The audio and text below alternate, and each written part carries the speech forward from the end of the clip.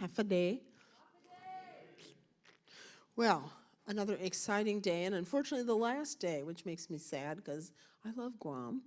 But I'm really happy to be introducing Stephen Martinez, who is a senior associate with Liftech Consultants.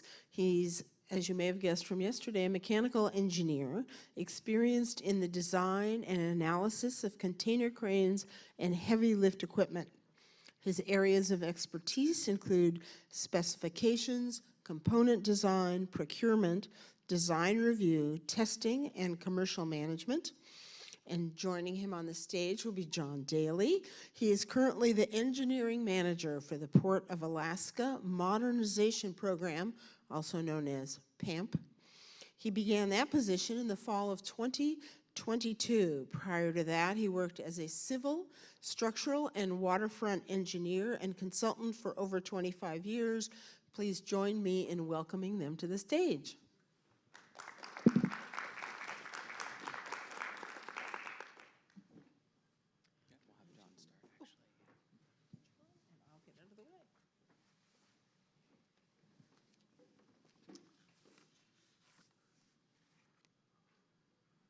I'm hoping there's a PowerPoint somewhere.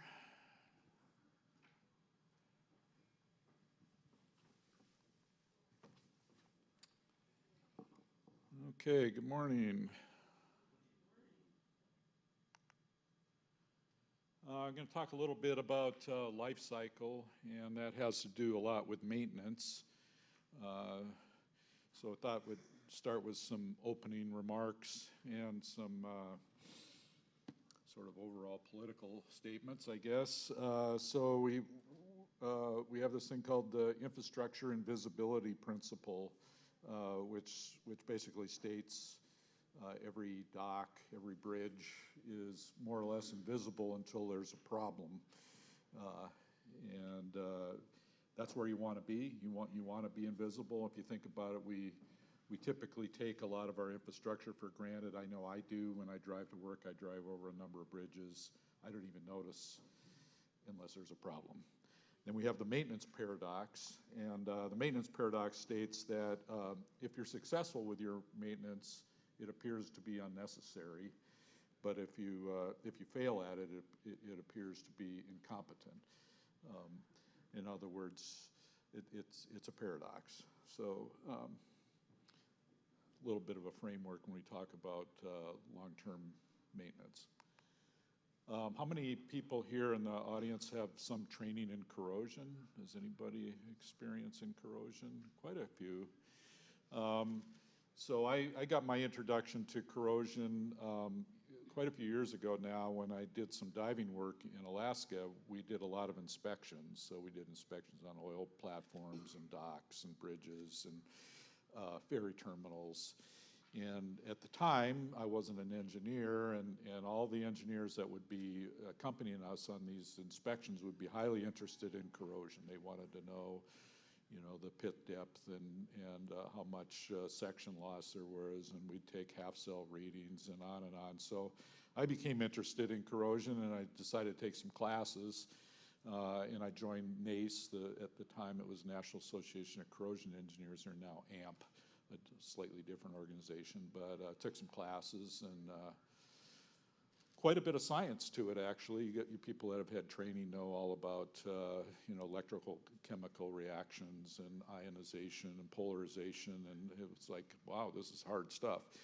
But anyways, one of the things I learned and I thought was very powerful was this slide here, which is kind of the life cycle of steel, and it really brought home some of the principles to me. And basically what it is if you start at the bottom of this slide, a piece of steel usually starts off as ore in the ground. So somebody digs up some ore, some iron ore, basically, and they mine it, then they smelt it and they refine it, and they eventually form it into a steel ingot, which then is turned into beams and channels and tubes and all kinds of other things. So basically they're taking dirt and they're putting a lot of energy in it and refining it into some structure. And then what happens over the life cycle of this object is it slowly but inevitably returns to the earth. So rust and iron oxide is basically turning it back into the thing that it was to begin with. So there's a life cycle to this. And this is a very simple but very powerful concept, and it has to do with our facilities. So here's the life cycle of a car to bring home the point. You start with putting a lot of energy into something to build a car. Then you have this peak of the life cycle, which is a brand new car. It's highly ordered structure.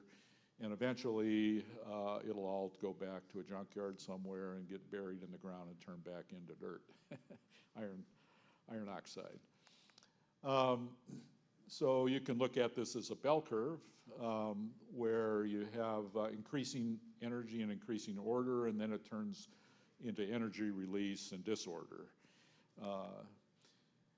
An ideal facility life cycle would have a plateau at the top, and you would extend the top of that as long as you could. So instead of being a bell curve, you'd have a long plateau at the top. But in order to do that, you're probably going to need to add energy to it.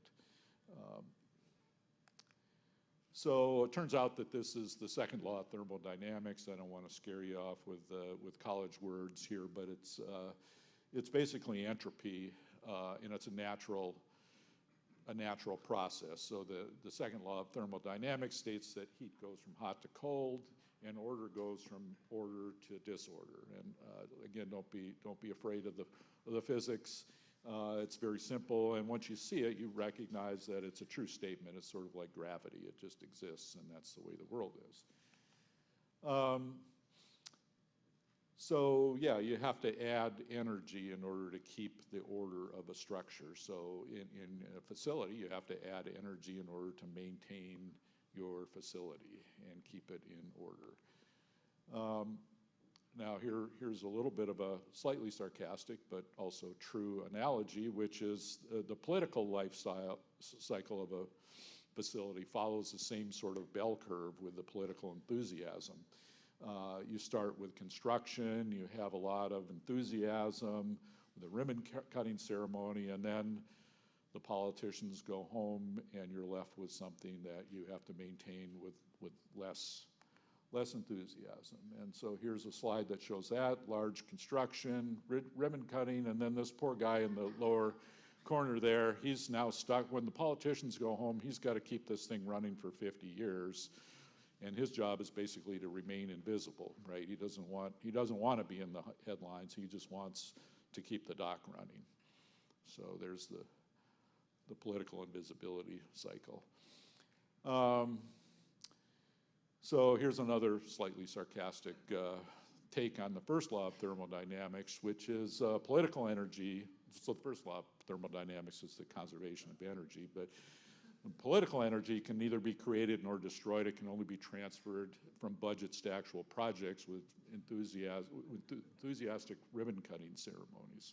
And if you don't believe that, you could come to the Port of Alaska, and we have governors and senators and assembly members who all show up for the ribbon cutting, and then they disappear, but we get money out of it. So. And then here's yet another one. This is the fourth law of thermodynamics, which states that every waterfront facility tends towards neglect unless renewed by crisis, scandal, or an upcoming election. Actually, there is no fourth law of thermodynamics. I just made that up, created a whole new branch of science here. But one of the good politicians says you should never waste a good crisis. So. And although this is sarcastic, it's also partially true. If you just look at Guam, you know, we're threatened by China politically, and so there's somewhat of a crisis there, and all of a sudden they're renewing, you know, the airfield in Tinian and all the docks here, and so there's some element of truth to that, even though it's somewhat sarcastic. So what can we do as port owners after the party's over, after the ribbon cutting and the politicians go home? What can you do for whole life asset management? And here's three basic things that come up, and a lot of you know this, but we'll just restate it here. So you can design with service life in mind. You can try to get a durable structure from the beginning. you can start a professional program of asset management, which has to do with inspections and report writing. And then you can budget for routine and major maintenance. So there's a three-legged stool there, if you will, of things that you could do on a practical level. So with service design with service life in mind, there's a lot of material out there about how to do this. You have materials, coatings, cathodic protection. That's a good start right there. So materials, we have a lot of advanced materials these days, plastics, good design of concrete. You could also throw in aluminum, stainless. There's a lot of materials out there that are durable and can show that we have a long service life. None of them are invincible. There's some people that seem to think that there's a magic bullet. I remember I've talked to some young DOT engineers who think they've solved the corrosion problem, and they haven't. That curve of going back to the earth applies to everything, including stainless and plastic and concrete. But you can extend it. You can get a long service life by wise use of materials. Coatings. The Port of Alaska has a huge corrosion issue. It's a very aggressive environment.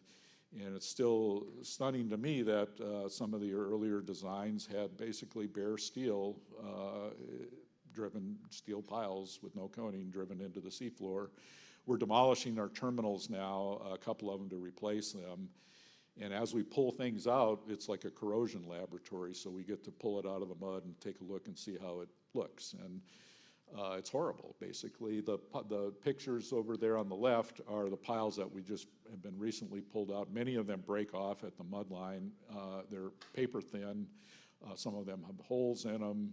They're seriously corroded. So if you take a corrosion class, you'll learn that coatings are a very good thing. And even if it only lasts 20 years, that's 20 years of protection that you didn't have before. So the one on the right is our new piling.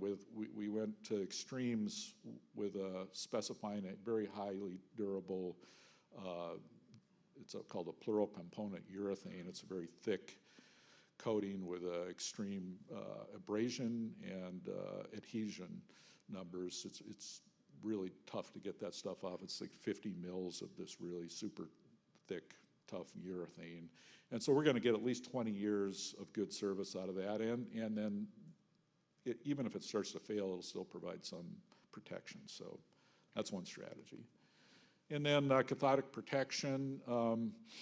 There are some NACE people here, I think, in the group that could help you with. I think we're going to see some presentation by vector corrosion. But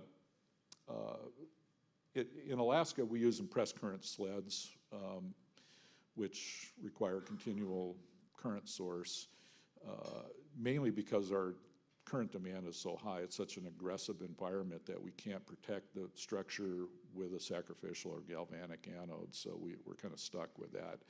Unfortunately, that means that they have to be maintained, so there's a lot of maintenance that's associated with an impressed current system.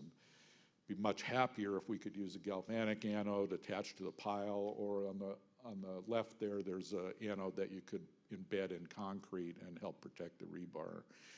So those are a lot. They don't have the maintenance factor attached to them. Once you put them in, you just put them in and forget them. So, but that's a good way to extend the service life of your structures with cathodic protection. So now let's talk a little bit about asset management, and this has to do with inspections, records, and maintenance, all of which are extremely important. How many people here were involved in ASC 130? I know there's a number of people here, so I've talked to several people. There's at least 3 or 4. So this manual right here is your friend, and I would encourage any port owner to purchase this and just follow it. There's a lot of good material in there. A little bit of a backstory. When I first started working in Alaska, I worked for the DOT, and they were starting their bridge inspection program. And that was a nationally recognized and required program through the NBIS, National Bridge Inspection Standards, and record keeping, and that was a result of a couple of bridge failures where the federal DOT stepped in and said, we're going to start a program here. Every single bridge is going to be inspected. It's going to be done on a regular interval. We're going to have a record of every bridge. We're going to have standards about how you rate them and there's numbers and graphs and charts associated with it. And that kind of did two things. One is it created an industry for bridge inspection, which is out there, and there's a lot of people now that do that on a regular basis. But it also vastly improved the safety of our nation's bridges. So you can kind of drive over a bridge and hardly know you're on it and be pretty, it's more or less invisible. You're confident that it's going to work and it's being inspected and maintained. So this is a manual that can help you do that on a waterfront project too. So what does it do? It gives you a uniform, well-established procedure, when to inspect things, how to inspect them, what the ratings are, record keeping and maintenance. It gives you a background of things to do. Yeah, it's a uniform and repeatable system, so that's important because believe it or not, here's another example. In Alaska, we've had people that have gone to the mayor and to the city council and said, I think your dock is fine. You guys are blowing this out of proportion. You don't need to replace it. And, there's holes in the piling. And so how do you get out of the argument where you're going back and forth with somebody? Well, here's a manual, published national standard, and you can say, I'm using this manual, and under the guidance of this manual, it's got such and such a condition rating, which would be serious or extreme, and so it helps you with that. The other thing it does is it gives you a CYA, a cover your assets. So if you find yourself being in a responsible position where you have some responsibility over a large asset, like I have recently as an engineering manager of a large port, if something ever goes wrong, they're going to start search for the guilty and punish the innocent, basically. Having an inspection program where you have records and inspection reports and you can show that you've met these standards and that you're on top of it. Even if you have a problem, you can say, well, at least we inspected it and we knew about it, and so it is a CYA. So now I'll talk briefly about budgeting. How am I doing on time here? I guess I'm doing all right. Briefly about budgeting. So there's some ideas out there about how much you should budget for maintenance, and usually it's a percentage of the construction cost, and it might be anywhere from 1% to 3% on a routine maintenance. So if you have a $100 million project, you should be spending $1 million a year, 1% at a minimum on maintenance. And then you're also, that's just a routine thing that would cover your inspections and every good thing. I can't quite see that, but and it has to do with how much time, how old your facility is. And then you can also program, regular major maintenance. So there's certain things that will happen. Fenders, cathodic protection systems have a finite life that are going to be less than the overall facility. If your facility is 50 to 75 years, your fenders might be 15 to 20 years. Cathodic protection, probably 15 years. So, and that's another one that you could look at in terms of some percentage of costs. That would be probably in the neighborhood of, budget another 1% to 3% of the capital value per year. Put it in a fund, spend it every 5 or 10 years on major maintenance. So probably a good number would be 3% a year. And if 3% a year, you're basically spending as much money as you did on the original construction every 30 years. So you should spend a fair amount. You can think of your car. How much do you spend on maintenance of your car? So this is my last slide here. Basically, you can't win when it comes to maintenance. You have physics and political apathy kind of conspiring against you. Your job is to keep things going, but to remain invisible. And But the main things that we talked about are designing with durability in mind, starting a cover your assets program. That's important, and budgeting for routine and major maintenance. So, and that's the last of my slides.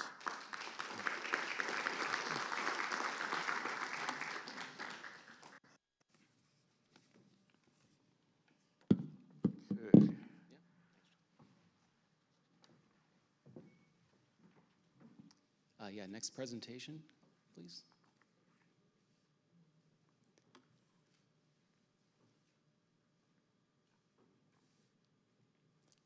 We're going to use Mr. Drudgery again in mine. I borrowed him from you.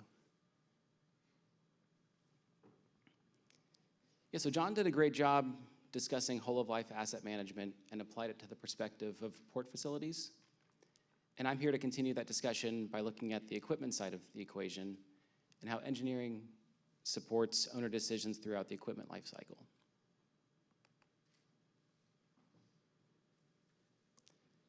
So as the slide suggests, how should owners think about engineering? On the right side is a general progression of the phases of the equipment life cycle, from master planning through replacement. It's important to realize that engineering isn't just a design phase activity. Number 2, engineering influences every phase of the equipment life cycle. And to key off of John's analogy, engineering provides energy and motivates every aspect of the project life cycle.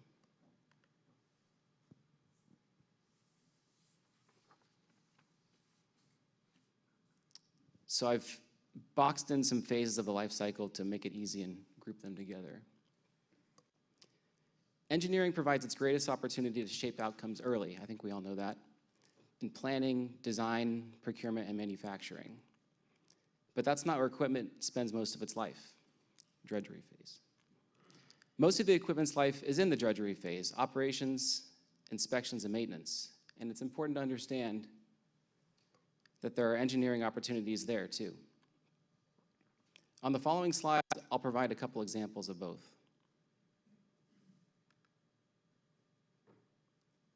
So I'm avoiding trying to get too engineering here, but we're gonna have a light amount of engineering. Examples of influencing design. Let's use the topic of structural fatigue as the example, Fatigue 101, and show how it is woven through the equipment life cycle. Good engineering places a strong emphasis on fatigue because good structural decisions made during design can affect the crane for decades. 2 best practices are using representative load spectrums and finite element analyses. Together, they help predict how the structure will perform over its service life.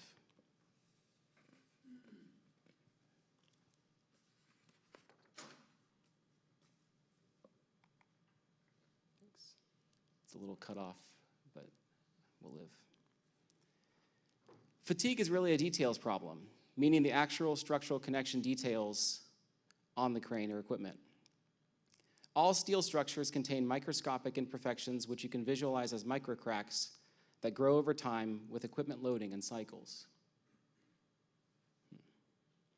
We want to operate in a region that is below the threshold of crack propagation. The reason for those graphs on the slide is just to show that we want to understand the loads and do proper analyses and design the connection details to stay in bounds within the fatigue limit. I apologize for the cutoff, but it's not too bad. The slide looks a little busy, but these are examples of the types of connection details that engineers evaluate during design. The takeaway isn't to understand the specifics, but to show that there are susceptibility and crack behaviors of bad details and good details that are well studied and well understood, and that poor details promote cracking and good details prevent cracking. And since we're still in that design phase, the effort to convert a bad detail into a good one can be done at essentially no cost.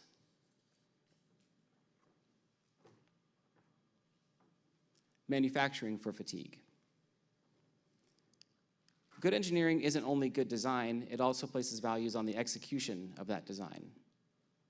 Having robust quality control and quality assurance programs during manufacturing is important and requires close collaboration with the manufacturer. A robust QC/QA program includes qualified inspectors, appropriate testing methods, and good record keeping.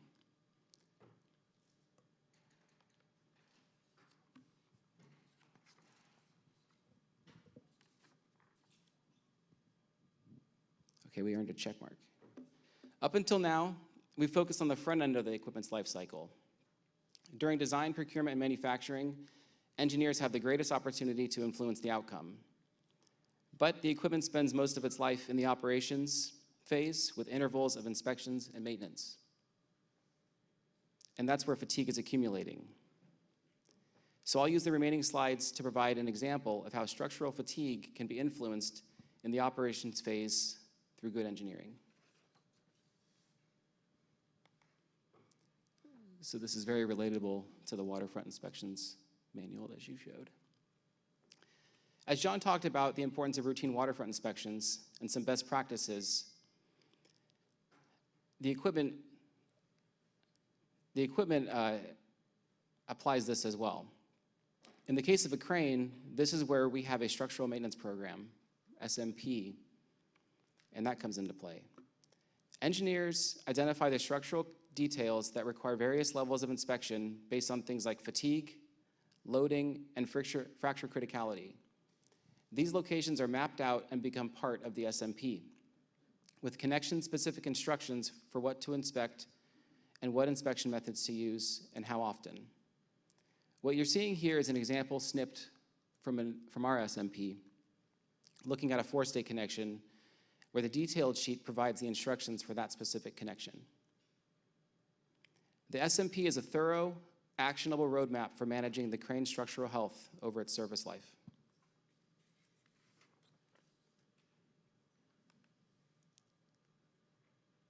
Reliability and resiliency. So one of the questions we get asked a lot, particularly when doing a crane assessment, is how much life does my crane have left? And when it comes to the steel structure, it doesn't have a fixed expiration date. With a well-developed structural maintenance program, proper inspections, and timely repairs, fatigue damage can be identified and managed before it becomes critical. And as the graph shows, proper repairs can restore the connection to its full strength, statistically at 100% reliability.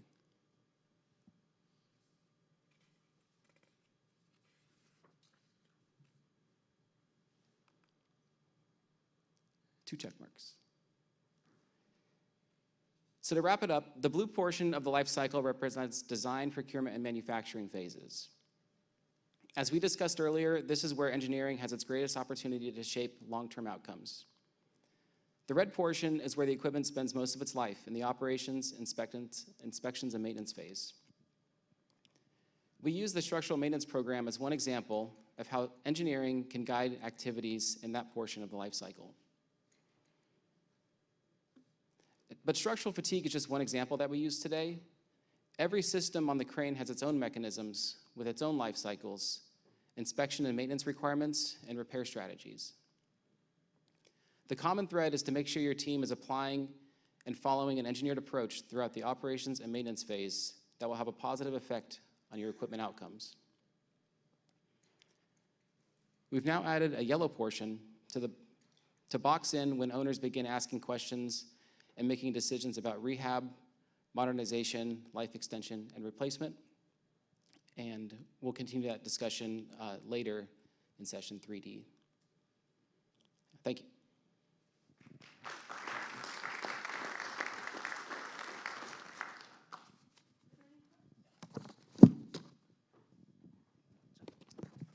Good morning, and thank you. In addition to the ASCII guidance, there's a number of software programs available for asset management, commercially available off the shelf. Historically, we've found at Marriott, working with smaller and rural and medium-sized ports, that there are some pricing challenges to get asset management software that would be available for that size port, given their resource limitations. We also found historically there's been a lot of commercially off-the-shelf available for dry asset management, but there's not a lot available for in the wet. So any recommendations for those ports that have pricing restrictions on how to use asset management software for in the wet? That's a good question. I am not personally familiar with a software for that. I've seen software for a port-wide. The problem is you have to maintain and continue to use it so there's continuity. My first recommendation would be to start with something very simple like an annual inspection report in just a simple Word file and keep that. So that's what we do at the Port of Alaska now is we have a series of annual reports and we can trace those going back to the 80s actually. And bridges do a similar thing. Bridges on a national level, they have some very sophisticated electronic reporting, but in addition to that, each bridge will have an inventory of all the reports. So just start with the raw data. If you can't do a fancy program, just do an annual one. That would be my first recommendation. If you're a larger port, I don't know what the larger ports do, but they may have more information on that than I do. Any other questions?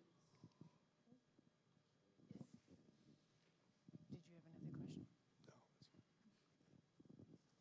question? Great presentation, John. I was just struck by your maintenance paradox and how we could say almost the same thing for resilience, and maybe there's a need for a John Daley paradox of resilience. But I'd be curious your thoughts on that and if there are any differences. I mean, I get concerned that it's a thing that nobody cares about and is largely invisible until it's a big problem.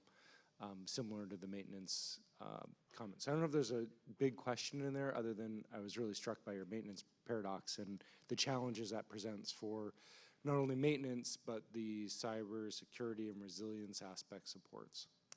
Yeah, I would say there's another story I have, so I learned more from experience than anything, but currently at the port, I'm now an engineering manager, and a previous administration had stopped some of the maintenance and inspection programs with some reason is that they now have a program to replace these facilities over the next 10 years, but they still have to operate for 10 years. So now I'm an engineering manager, and under my responsibilities is one particular dock that is critical to our petroleum operations, and there's holes in the pile.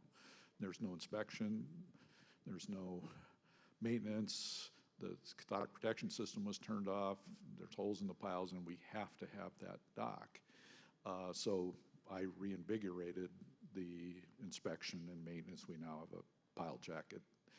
And it's exactly that. If they look at me, why are you wasting the money on this dock? We're going to replace it. Because if it falls over, they're going to replace it in 10 years. If it falls over in year 9, we're in trouble because the Elmendorf Air Force Base and the International Airport are going to not have a way to get fuel. That's why.